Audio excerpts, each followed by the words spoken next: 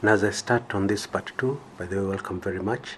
As I start on this part 2, let me emphasize the fact that I'm not saying that it's only the government, it's only the president who is involved in this misinformation, okay? Even the opposition, okay? You know, normally bad habits tend to spread very fast and wide, yeah? So this is a Kenyan problem, okay, of misrepresenting, misreporting, emphasizing on the wrong things, exaggerations, etc., etc. Yeah, and which many Kenyans, because we trust our media, we swallow hook, line, and sinker. Okay. Now, recently there was the G7 conference in Sicily, Italy. Okay, and our president was one of the few African heads of state, or rather one of the few African governments invited to that particular meeting.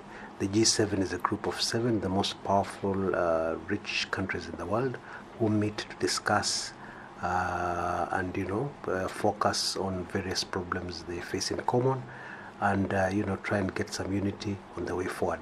Okay, we all know what the G7 is, right? Now, what did the local media tell us? I've deliberately chosen a very recent event so that we can all remember, so that nobody turns up in the comments area and says, oh, Kumekucha, you're lying, there's nothing like this, blah, blah, blah. Yeah, although I've got a thick skin for that and I'm used to it now. Yeah, but we all remember. The media initially told us, in fact, one of the mainstream media houses initially told us that Kenya was the only African country invited to this particular G7 summit. Not true. But it was corrected later on, but the damage had already been done, because we have a lot of very popular websites that copy everything from the mainstream media, copy paste really, yeah.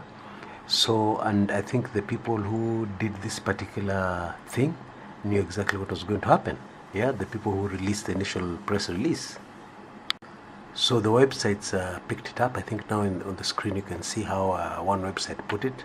Yeah, the only African country, yeah, shining example, technology ahead, blah blah blah blah blah blah, SGR, blah blah blah. Yeah.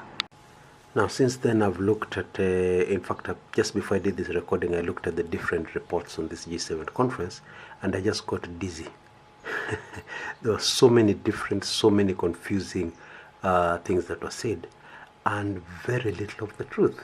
Okay, now I've also done, it's very interesting because I've also done another recording on this G7 thing, and I received a lot of hate comments in the comment area. Yeah, I received a lot of hate comment. I was told I had no idea what I was talking about, blah blah blah, my channel should be banned, etc., etc.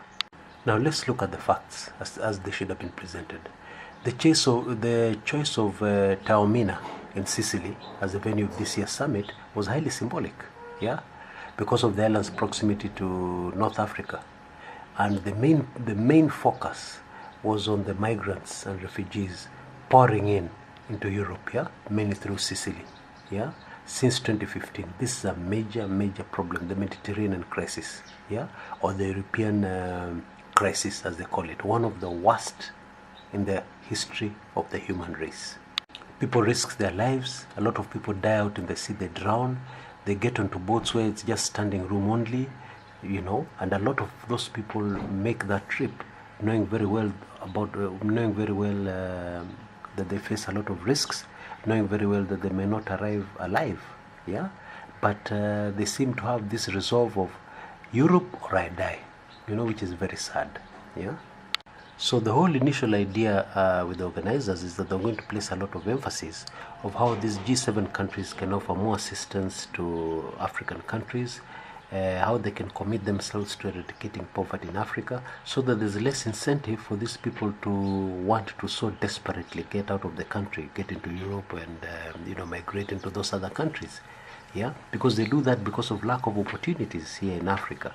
They do that because of poverty and what they're facing. And some of those who cross over have interesting stories to tell. Their lives change, they send money home. So this is attractive, yeah. So it has become a serious crisis because in Italy, last year alone, 181,000 people were rescued from the sea drowning.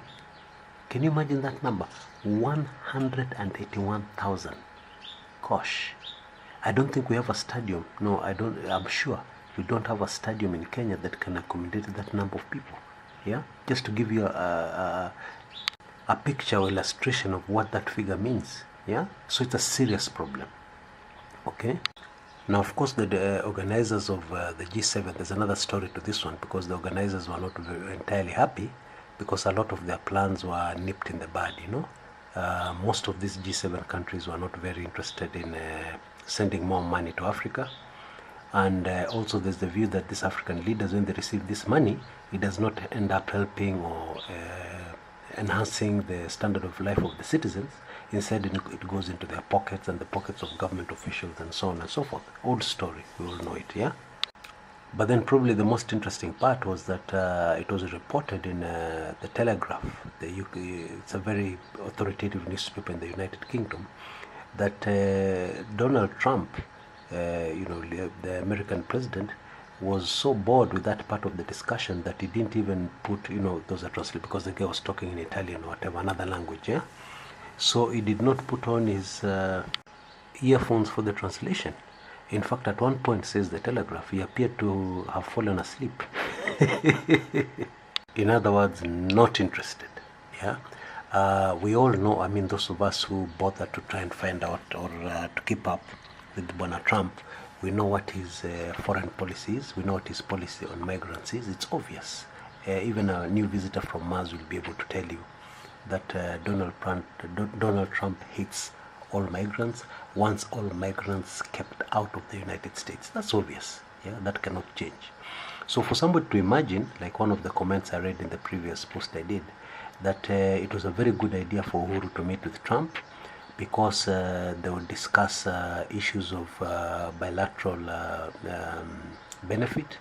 And probably one of the issues they discuss is how to keep as many Kenyans in the US as possible, as many how to ensure that Kenyans in the US are treated well, and those who do not have their papers, arrangements made so that they become legal, blah blah blah blah blah blah. That is the funniest joke of the year, only that it's not funny because it's not true. Yeah, but you tell me, did you get that impression from what you read in the local media? Did you get any grasp of exactly what was being discussed at the G7? Yeah, in fact, in one very hilarious report I saw, it was reported that Kenya had attracted the interest of the G7 countries because of the SGR.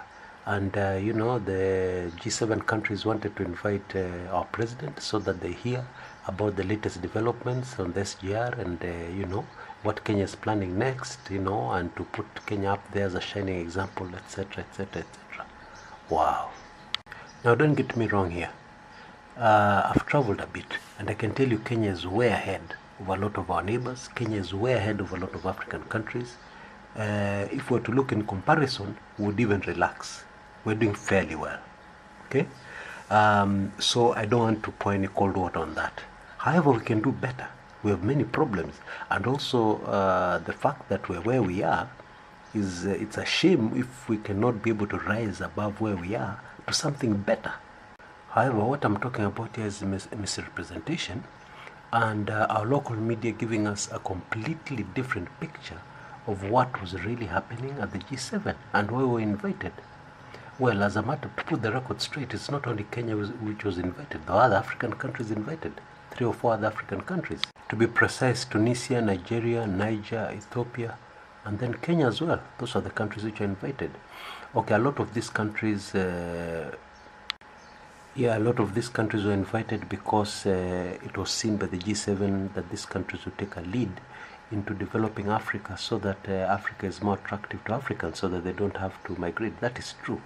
Yeah, but the issue was that crisis, and that is the truth.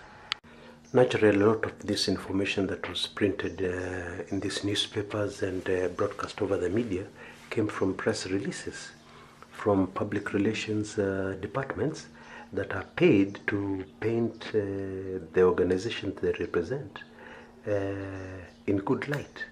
yeah, and to be able to give them a good image in the eyes of the public. So naturally, they're not going to talk about anything that's negative. They're not going to talk about the real issues. Definitely, a public relations company is not paid to highlight the real issues. And even when they talk about the real issues, they always paint the positive side. That's our work. That's what they're supposed to do. So you can see what emerged from this single example I've given you. And there are so many examples of situations whereby we have been completely misinformed, we have been lied to by what has come out in the media. And you see, they have taken complete advantage of our lifestyle nowadays. Kenyans are busy. People are very busy at work. They don't have time to read a news report and start thinking about it or analyzing it to see whether it's true or not. Yeah, they leave that to Kumekucha and others. Yeah, and they don't have the time to turn on their TV and then listen to a report and then start thinking deeply about it. They're tired from a whole day at work. Yeah, and this is the situation all over the world. So the best way of feeding propaganda, the best way of misinforming the public is just to put it in the news. Yeah, make sure you squeeze it in the news, and you'll have your whole public fooled. So I think going forward, we should just be very wary of that. It is okay to trust our media; they've done a good job, but let's be wary. Let's be very, very careful. Yeah. This is Chris Kumekucha. Till next time.